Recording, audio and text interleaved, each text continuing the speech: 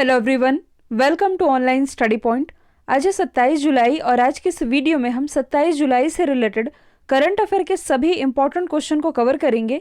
तो यदि आप लोगों को इस वीडियो की पीडीएफ चाहिए, आप हमारे टेलीग्राम चैनल से जुड़ सकते हैं, जिसके लिंक डिस्क्रिप्शन बॉक्स में दी हुई है। और कल के इंपॉर्टेंट क्वेश्चन का हम क्विक रिविजन कर लेते हैं।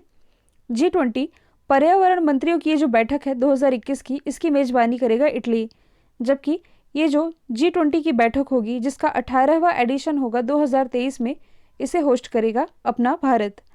अगला है अंतरिक्ष की यात्रा करने वाले भारत के पहले अंतरिक्ष टूरिस्ट, ये कौन बने हैं? संतोष जॉर्ज कुलांगरा। फिर अगला है कौन सा देश आनुवांशिक रूप से संशोधित गोल्डन राइस, जिसमें कि विटामिन ए पाया जाता है, इसके व्यावसायिक उत्पादन को मंजूरी दे दी है? तो ये मंजूरी दी गई फिलीपींस के द्वारा और ऐसा करने वाला ये पहला देश बन गया है। फिर अगला है किस फुटबॉल खिलाड़ी को AIFF यानी कि अखिल भारतीय फुटबॉल महासंघ महिला फुटबॉलर ऑफ द ईयर 2020-21 से सम्मानित किया गया है? तो ये सम्मानित की गई हैं बाला देवी। टोक्यो ओलंपिक 2020 में भारत को पहला मेडल किसने दिलाया है? मीराबाई चानू ने। इन्होंने सिल्वर मेडल दिलाया है। और अभी कल ये भी न्यूज़ आ रही थी शाम में कि इसमें जिन्होंने गोल्ड मेडल जीता है चीन की एथलीट है, इनका डोपिंग टेस्ट हो रहा है और ये यदि डोपिंग टेस्ट से बच जाती हैं तब तो ठीक है, यदि नहीं बचती हैं तो मीराबाई चानू ये गोल्ड मेडल की प्रबल दावेदार हो सकती हैं। तो चलिए स्टार्ट करते हैं हमारा पहला क्वेश्चन। किस देश में भारत की कोविड-19 वैक्सीन, जिसका नाम है कोवैक्सीन, इसके साथ समझौता ये समाप्त किया गया है? तो ये समझौता भी हाल ही में ब्राज़ील के साथ समाप्त कर दिया गया है। किस वैक्सीन का? कोवैक्सीन का। कोवैक्सीन जो कि भारत बायोटेक के द्वारा बनाई जा रही है, पूरी तरह से भारतीय है। तो ये जो समझौता है ये ब्राज़ील की जो दवा निर्माता कंपनी है जिसका नाम है प्रेसिसा मेडिकामेंटोस और एनिवेक्सिया फार्मास्यूटिकल लिमिटेड, इसके साथ ये करार किया गया था और ये शायद दिसंबर या नवंबर की बात है। करोड़ों का ये समझौता होना था जिसके तहत भारत की जो कंपनी है भारत बायोटेक, इसको कोरोना की ये जो वैक्सीन है कोवैक्सीन, इसके 2 करोड़ डोज ये दिए जाने थे ब्राज़ील को। तो अभी कुछ समय पहले क्या हुआ है कि ब्राज़ील गवर्नमेंट के द्वारा यानी कि ब्राज़ील गवर्नमेंट के ऊपर भ्रष्टाचार का आरोप लगाया गया है। क्या आरोप लगा है? कहने का मतलब है कि बताया जा रहा है कि ग्लोबल मार्केट में, मतलब कि वैश्विक स्तर पर कोवैक्सीन की ये जो कीमत है ये 15 से $20 के बीच रखी गई है, लेकिन ब्राज़ील की जो सरकार है इसने इसे $15 प्रति खुराक रखा है। तो समझौता तो रद्द किया गया भारत बायोटेक के द्वारा, लेकिन भारत बायोटेक के द्वारा अभी ये स्पष्ट नहीं किया गया है कि हम किस वजह से इस समझौते को रद्द कर रहे हैं। बस न्यूज़ ये आई है कि ये जो समझौता करोड़ों का होना था भारत और ब्राज़ील के बीच, कंपनियों के बीच समझौता था वैक्सीन को लेकर के, जो कि अब समाप्त कर दिया गया है। तो अब यदि हम बात करें ब्राज़ील की, जो कि साउथ अमेरिका का सबसे बड़ा देश है, इसकी कैपिटल क्या है? ब्राज़ीलिया। करेंसी है ब्राज़ीलियन रियल। देखिए यही मैंने आप लोगों को बताया था कि अमेज़ॉन का सर्वाधिक हिस्सा ये ब्राज़ील में ही पड़ता है।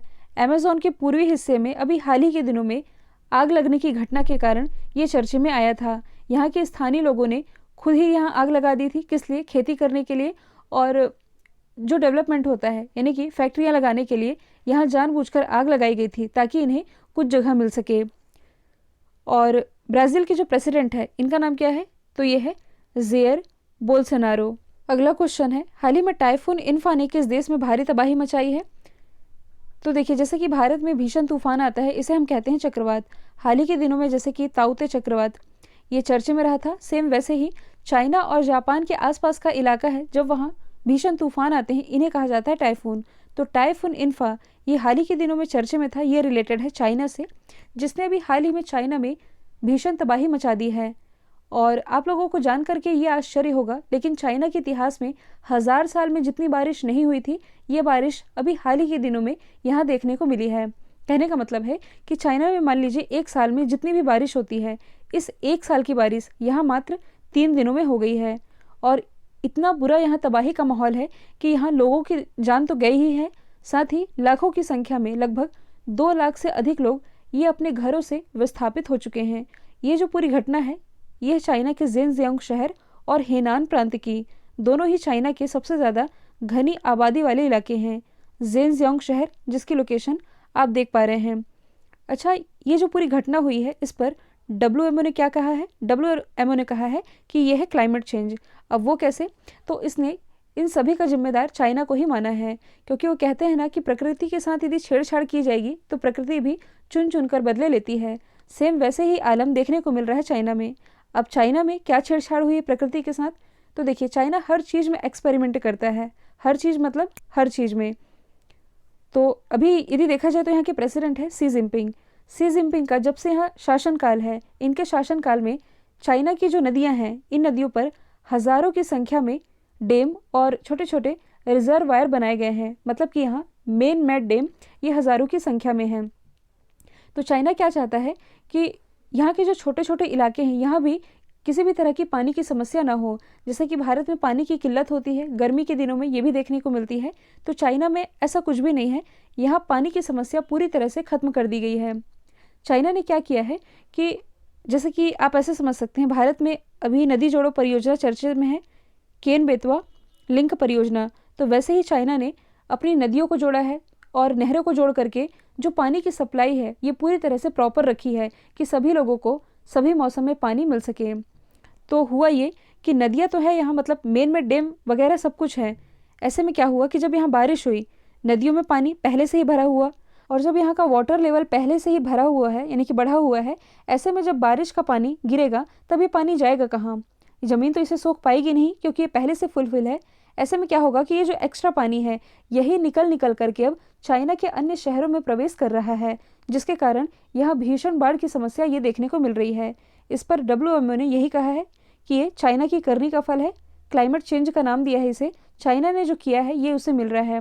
फॉर एग्जाम्पल, क्लाइमेट चेंज से ही आप रिलेट कर सकते हैं, जैसे कि ये है ट्रॉपिक ऑफ कैंसर। ये जो आप देख रहे हैं यूएसए के ऊपर ये है कनाडा। देखिए, हाल ही के दिनों में ये देखा गया है कि कनाडा का जो एवरेज टेम्परेचर है ये हुआ करता था 20 डिग्री सेल्सियस। इसी क्लाइमेट चेंजेस की समस्या के कारण हाल ही के दिनों में ये 45 डिग्री सेल्सियस तक पहुंच गया था।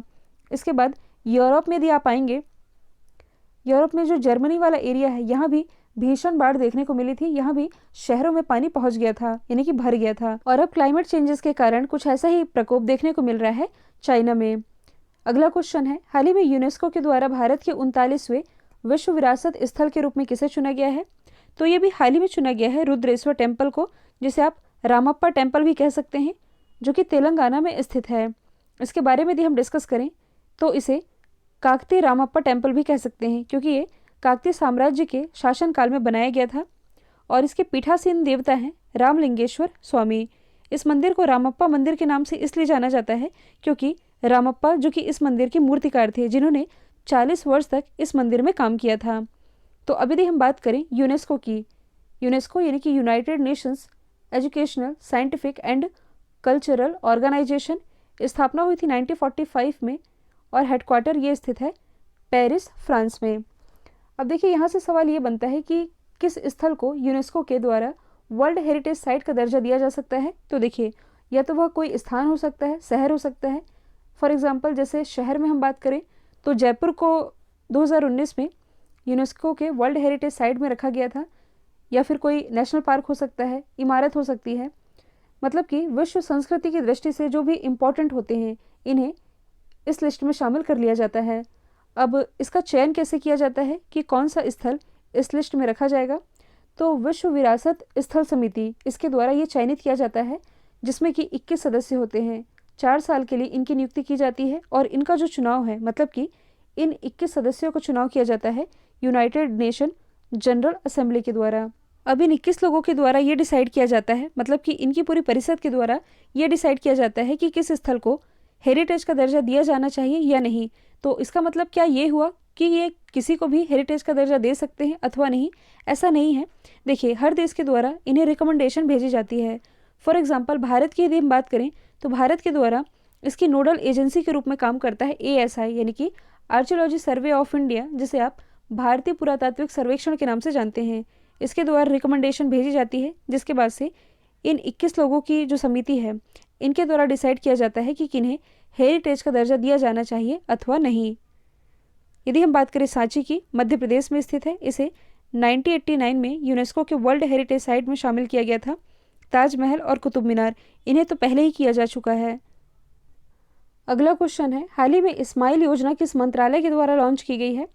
तो यह भी हाल ही में लॉन्च किया गया है सामाजिक न्याय और अधिकारिता मंत्रालय के द्वारा। स्माइल की फुल फॉर्म बनती है support for marginalised individuals for livelihood and enterprise. और इस योजना में भिखारियों के लिए ये जो व्यापक पुनर्वास योजना थी इसे भी शामिल कर लिया गया है।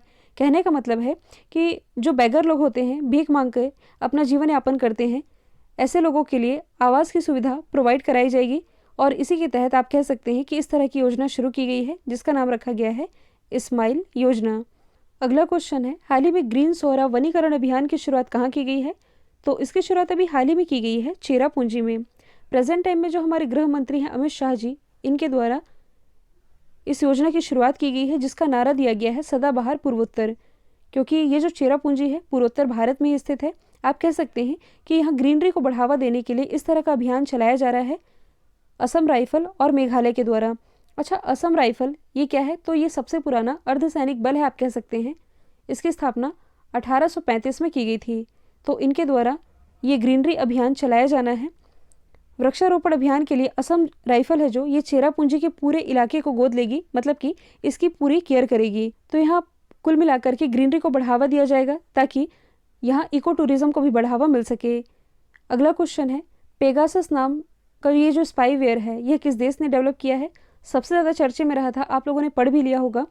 तो ये रिलेटेड है इजराइल से। अभी हाल ही में क्या हुआ है कि जो वॉशिंगटन पोस्ट जारी की गई इसमें यह दावा किया गया कि भारत में कई प्रतिष्ठित लोग ऐसे हैं जिनके फ़ोन टैप किए गए हैं और इनके व्हाट्सएप मैसेज को भी हैक किया गया है। और इसमें केंद्र सरकार के कई मंत्री शामिल हैं, यहाँ तक कि सुप्रीम कोर्ट के जज ये भी इसमें शामिल है। इतना ही नहीं, इस फ़ोन टैपिंग के जाल में फंसने वाले लोगों में कई ऐसे लोग हैं जो कि पत्रकार भी हैं। तो इन सब के पीछे जिस सॉफ्टवेयर का नाम सामने आया है इसका नाम है पेगासस स्पाईवेयर। स्पाईवेयर कहने का मतलब है कि वही जासूसी करने वाला सॉफ्टवेयर। इसके बारे में यदि हम बात करें तो ऐसा नहीं कि भारत में तो पहली बार हम ऐसा सुन रहे हैं, लेकिन ऐसा नहीं कि किसी भी कंट्री में ऐसा मामला सामने नहीं आया है। 2017 की बात है, मैक्सिको की सरकार है जो, उन पर भी ये आरोप लगा था कि ये जासूसी करवाती है। जैसे कि भारत में अभी ये घटना निकल कर के सामने आई है। तो भारत की सरकार पर इस सॉफ्टवेयर का यूज़ करने का आरोप है कि भारत सरकार के द्वारा लोगों की पर्सनल जानकारी के लिए इस सॉफ्टवेयर का इस्तेमाल किया जा रहा है। और ये जो स्पाईवेयर है इसे अब तक का सबसे खतरनाक स्पाईवेयर यानी कि जासूसी करने वाला सॉफ्टवेयर माना जा रहा है, क्योंकि ये यूज़र की जानकारी के बिना ही फ़ोन में इंस्टॉल हो जाता है और हटाया नहीं जा सकता। और यही डेवलप किया गया है इजराइल के द्वारा। इजराइल की राजधानी है यरूशलेम, जिसे ये अपनी राजधानी मानता है। अल अक्सा मस्जिद के कारण ये चर्चे का विषय बना हुआ था। हाल ही में यहाँ के प्रेसिडेंट और प्राइम मिनिस्टर दोनों ही बनाए गए हैं। प्राइम मिनिस्टर बने हैं नेफ्ताली बेनेट और प्रेसिडेंट बने हैं इसाक हर्जोग। साथ ही दुनिया का पहला मास्क फ्री कंट्री ये भी इजराइल ही है। अगला क्वेश्चन है, हाल ही में Renegades born in the USA किताब लॉन्च हुई है, किसके द्वारा लिखी गई है? तो ये किताब लिखी गई है अमेरिका के पूर्व प्रेसिडेंट बराक ओबामा और ब्रूस स्प्रिंगसन, यानी कि इसका राइट आंसर हो जाएगा both A and B, Barack Obama और ब्रूस स्प्रिंगसन। साथ ही इस किताब में अमेरिका के पूर्व राष्ट्रपति बराक ओबामा के भाषणों के बारे में बताया गया है। आप ये भी याद रख सकते हैं कि अभी कुछ समय पहले ही बराक ओबामा की एक किताब और लॉन्च हुई थी, इसका नाम है ए प्रॉमिस्ड लैंड। अगला क्वेश्चन है, विश्व कुश्ती चैंपियनशिप में 73 किलोग्राम की कैटेगरी में किस भारतीय महिला पहलवान ने गोल्ड मेडल जीता है? तो ये गोल्ड मेडल अपने नाम किया है प्रिया मलिक ने 73 किलोग्राम की कैटेगरी में। और कल ऐसी बहुत सारी फ़ोटोज़ सोशल मीडिया पर वायरल हो रही थी कि इन्होंने टोक्यो ओलंपिक में ये गोल्ड मेडल जीता है। तो इसमें आप कंफ्यूज नहीं होइएगा, इन्होंने ये मेडल अपने नाम किया है हंगरी में आयोजित वर्ल्ड रेसलिंग चैंपियनशिप में। कैटेगरी है 73 किलोग्राम की। इन्होंने फाइनल में हराया है बेलारूस की पहलवान को और इन्हें हरा करके इन्होंने गोल्ड जीता है। हरियाणा की ये रहने वाली है। अगला क्वेश्चन है, हाल ही में कारगिल विजय दिवस ये कब मनाया गया? तो ये हर साल 26 जुलाई को मनाया जाता है और ये घटना है 1999 की, जब भारत के प्राइम मिनिस्टर हुआ करते थे अटल बिहारी वाजपेयी जी। तो इस कारगिल में, मतलब कि ये जो वॉर हुआ था, इसमें भारतीय सैनिकों ने जो अपने प्राणों के बलिदान दिए थे, इनकी याद में इन्हें श्रद्धांजलि देने के लिए 26 जुलाई को कारगिल विजय दिवस के रूप में मनाया जाता है। अगला क्वेश्चन है, किस राज्य में मची राजनीतिक उथल पुथल के बीच यहाँ के जो मुख्यमंत्री BS येदियुरप्पा इन्होंने अपने पद से इस्तीफा देने की घोषणा की है? तो BS येदियुरप्पा जो कि हैं कर्नाटक के मुख्यमंत्री, हाल ही में इन्होंने इस्तीफा देने की घोषणा कर दी है। इनके 2 साल वैसे पूरे हो रहे हैं और इन्होंने इस्तीफा देने का फैसला किया है। 2011 में इन्होंने बीजेपी से इस्तीफा दिया था। इसके बाद इसके अगले ही साल 2012 में इन्होंने कर्नाटक जनता पक्ष नाम से अपनी पार्टी बनाई थी। 2014 में ये फिर से बीजेपी में शामिल हो गए थे। फिलहाल ऐसी न्यूज़ आ रही है कि ये इस्तीफा दे सकते हैं। तो अभी यदि हम बात करें कर्नाटक की, तो इसकी राजधानी है बेंगलोर। बेंगलोर में ही हेडक्वार्टर स्थित है भारत की स्पेस एजेंसी इसरो का। साथ ही बेंगलोर ये वृषभावती नदी के किनारे बसी हुई है। भारत की पहली गर्ल्स फुटबॉल एकेडमी ये भी बेंगलोर में ही स्थापित की गई है। बेंगलोर को हम सिलिकॉन सिटी के नाम से भी जानते हैं। अच्छा, कर्नाटक के इंपॉर्टेंट नेशनल पार्क की यदि हम बात करें तो बन्नरघट्टा, कुद्रेमुख, अंशी नागरहोल ये सभी स्थित है कर्नाटक में ही। नीति आयोग के द्वारा जो इंडिया इनोवेशन इंडेक्स रिलीज़ किया गया, इसमें कर्नाटक टॉप पर रहा है।